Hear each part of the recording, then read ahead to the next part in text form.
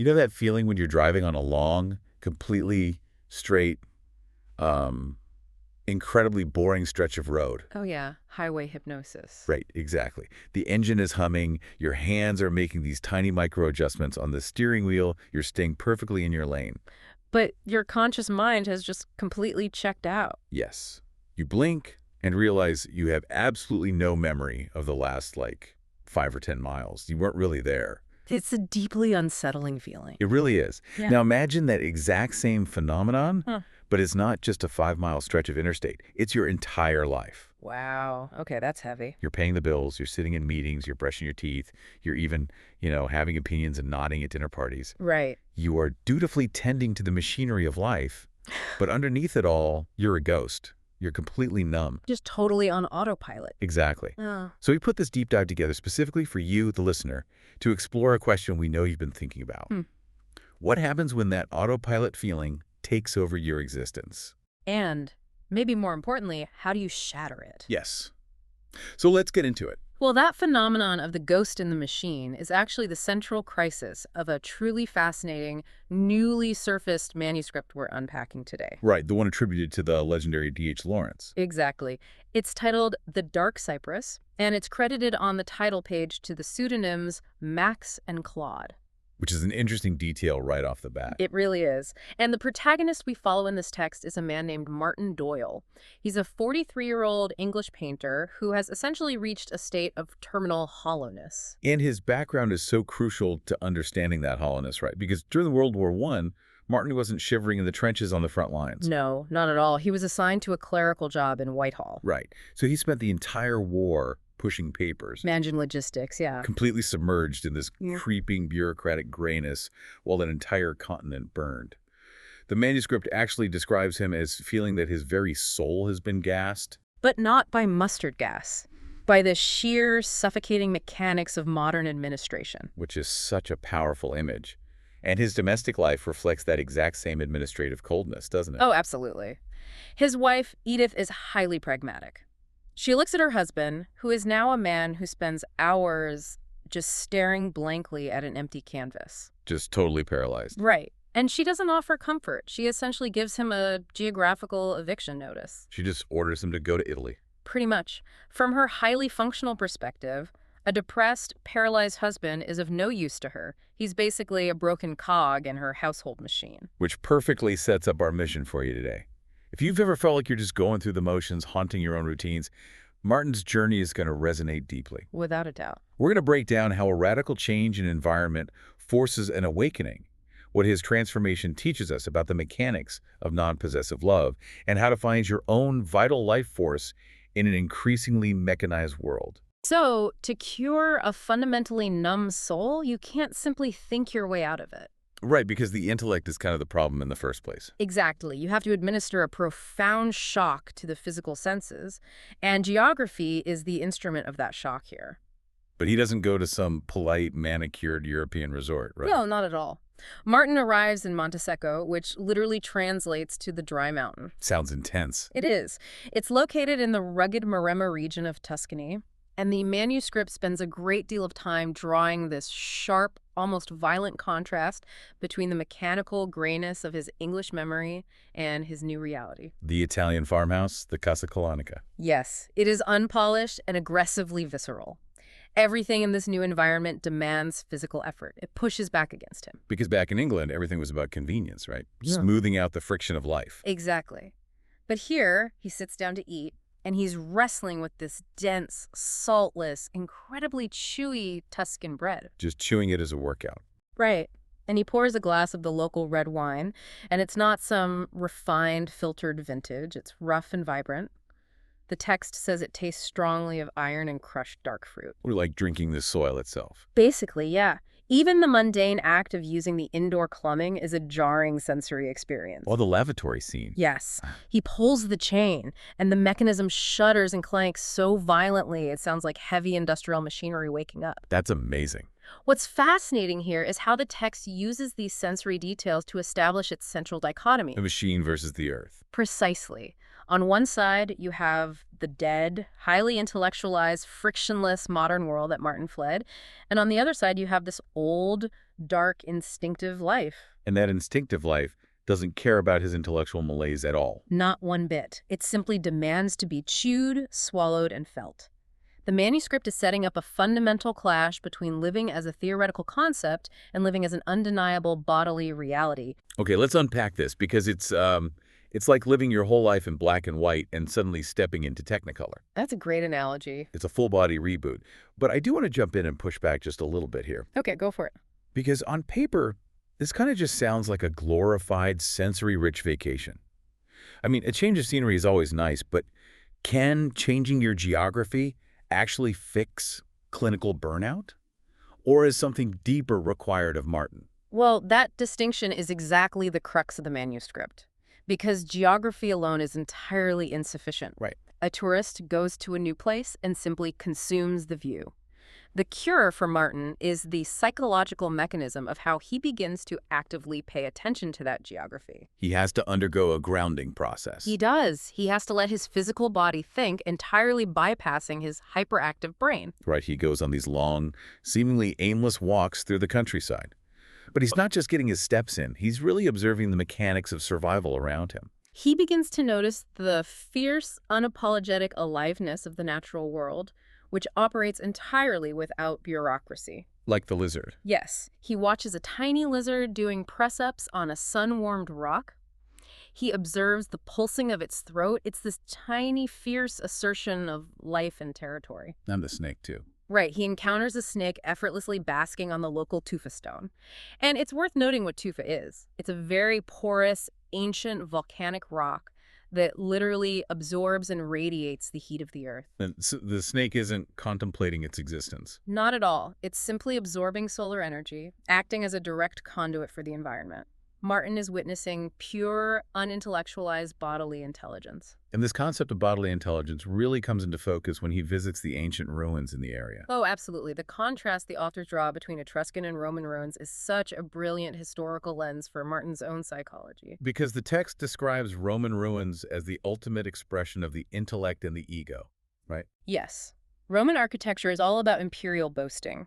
It's a civilization flexing its muscles, imposing its rigid geometric will over the landscape for posterity. But the Etruscan structures operate on a completely different philosophy. They do. They don't dominate the earth. They emerge with it. They look as though they organically grew out of the soil. And Martin becomes totally obsessed with their terracotta figures. Right, because unlike the cold, idealized marble statues of Rome, the Etruscan terracotta displays this throbbing, almost animalistic aliveness. It's an art that celebrates the pulse of life rather than the triumph of the state. Precisely. But, I have to challenge this premise, because this goes against almost everything we're taught in modern society. How so? Well, he talks about trusting bodily intelligence over the mind, but isn't the rational mind exactly what makes us civilized? I mean, isn't our intellect what separates us from the lizard on the rock?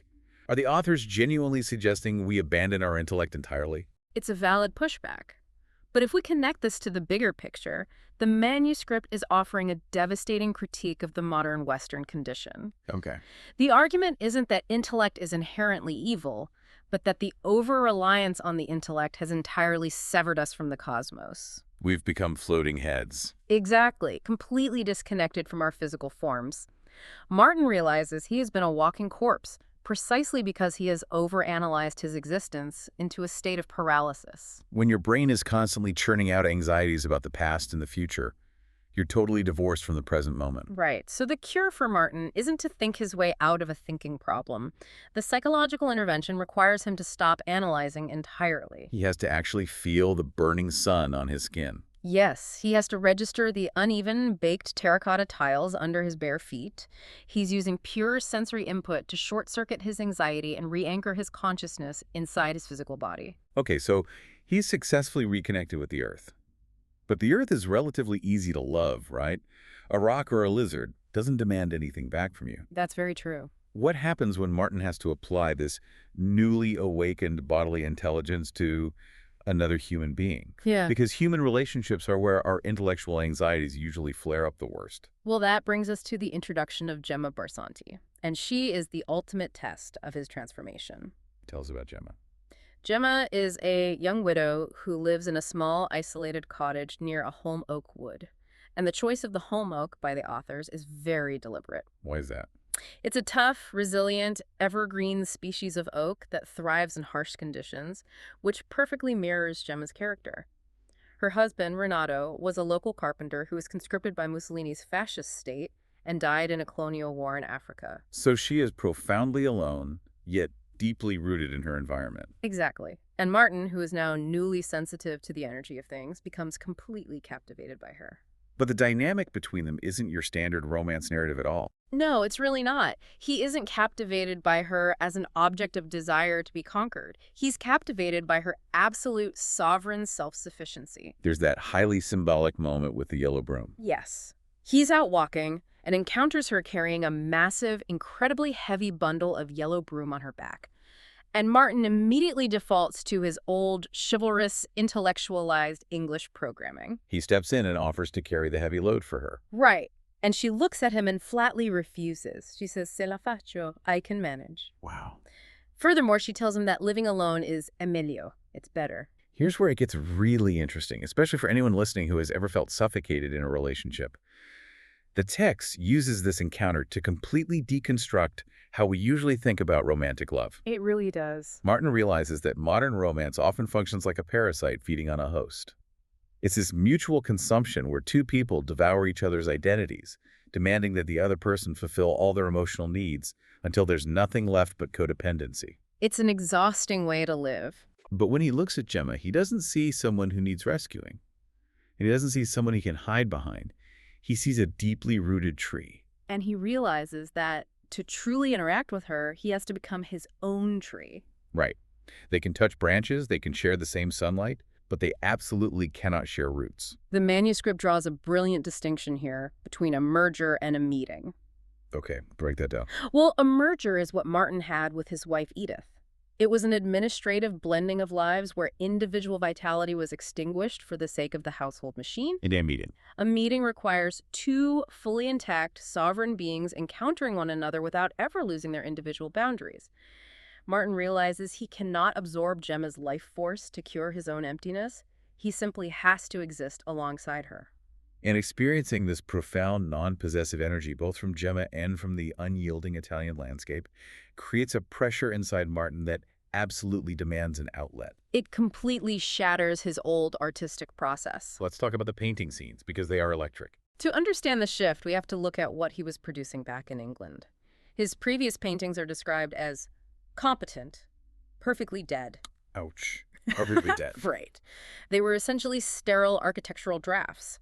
Technically flawless, but devoid of any actual life, they were the product of a bureaucratic mind. But once he's awakened, the process becomes almost violently physical.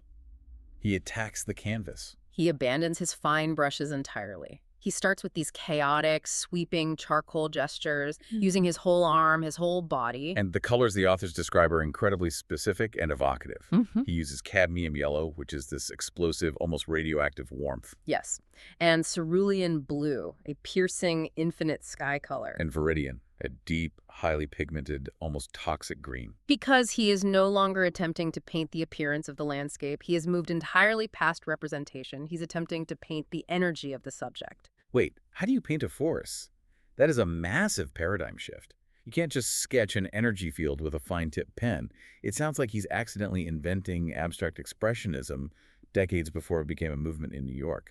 It is remarkably similar to that. He is treating the canvas like a sensor capturing a heat signature. He isn't painting a static picture of a dark cypress tree. He is painting the aggressive upward thrust of its growth. He's painting the invisible, pulsing sap inside the wood. Exactly. He is trying to capture the green, the primal driving force of life itself. The philosophy of art presented here is that true creation has nothing to do with technical perfection or making something pretty for a gallery wall. True art is the act of making yourself a clear, unblocked conduit for the life force of the universe. Yes. And Gemma's reaction when she finally visits his studio and sees these massive, chaotic canvases is the ultimate validation of this philosophy. She doesn't offer polite dinner party critiques, right? Yeah. No. She doesn't ask him what the yellow shapes are supposed to represent. She simply looks at the raw vitality on the canvas and says, "Dipingi. È quello che sei." Paint. That is what you are. Exactly. She doesn't say, "You are a painter." which would be reducing him to a professional job title, a cog in an economic machine. She says, "You are the act of painting." She recognizes that his vital life force has finally found its native expression. She does. But this triumph immediately brings us to the ultimate test of Martin's entire character arc. Having found this incredible awakening, does he try to selfishly possess it, or does he respect its sovereignty? This sequence is so tense, they finally consummate their connection. It's described as this transcendent, deeply vulnerable night where their physical and emotional defenses are completely dropped. Right. And in the immediate aftermath, Martin is so overwhelmed by the sheer scale of the connection that he panics. He impulsively offers to abandon his old life entirely. He tells her he wants to stay in Italy forever, to live in the cottage, to essentially merge his life into hers. And Gemma immediately stops him.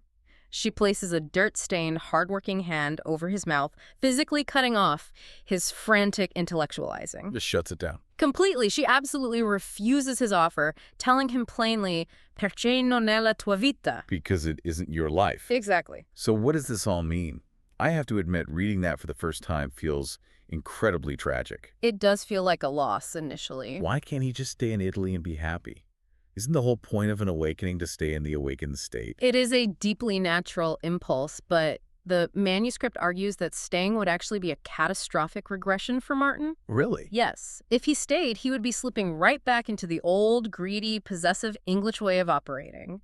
He would be using Gemma and Italy as an external battery pack. Oh, wow. I didn't think of it that way. He'd be consuming her fire instead of generating his own. The harsh truth Gemma forces him to realize is that Italy was the catalyst for his awakening, but it is not his native soil. That makes so much sense when you pair it with the letter he receives from his wife Edith around the same time. The letter from England, yes. It is shockingly blunt. She states, without any sentimentality, that she does not miss him at all. And instead of feeling abandoned or hurt, Martin feels this profound, rushing relief. He writes back, completely agreeing with her assessment. The old machine is officially broken. Which leaves him with his true life's work. He realizes he must take the Italian fire he discovered within himself and carry it back into the English darkness. Because the ultimate test of his bodily intelligence isn't whether he can feel alive while basking in the Mediterranean sun. I mean, anyone can do that. Right. The real work is whether he can plant that fire in his own difficult, gray, bureaucratic native soil and keep it burning. He has to prove he can generate his own vitality independent of Gemma. Which brings us to the stunning epilogue of the manuscript. It's a beautiful ending. Martin does exactly that. He returns to England. He moves to an isolated property in Nottinghamshire, and he lives there, painting, for 30 more years. He never sees Gemma Barsanti again. No.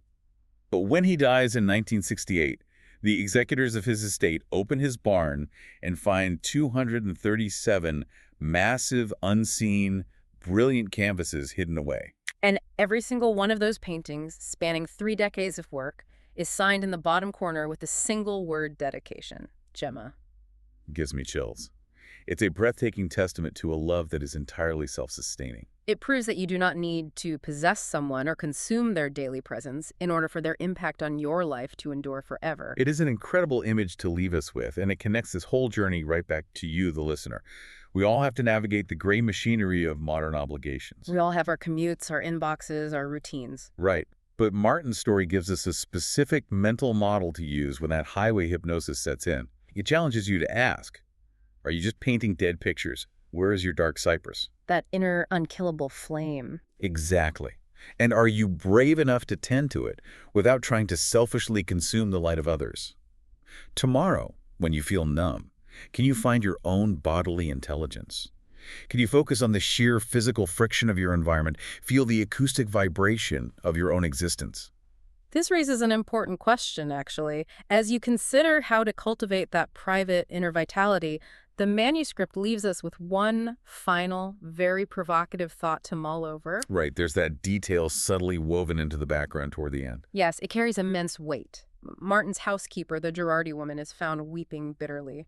Her 19-year-old nephew Luigi has just been conscripted by the fascist state and sent off to the military machine, exactly as Gemma's husband was years prior. The authors brilliantly and very neutrally contrast the life-giving, eternal nature of the Italian earth with the death-dealing, mechanical reality of the political state. A machine that literally feeds on its own youth to sustain itself. It leaves us with a haunting question regarding our own lives. As we work so hard to cultivate our private bodily intelligence, how do we reconcile that with living inside massive political or systemic machines that inherently demand conformity and consume the young? Can our inner fire actually change the mechanics of the world around us? Or, like Martin Doyle, are we ultimately destined to just hide our most vibrant canvases in a barn? It's a heavy thought to end on. It is a profoundly heavy question to carry with you. If you've been driving on autopilot, staring blankly at the highway of your own life, maybe today's the day you pull over. Step out onto the earth. Feel the pulse in your own throat. Wake up the bodily intelligence and grab the wheel again. Thanks for taking this deep dive with us. See you next time.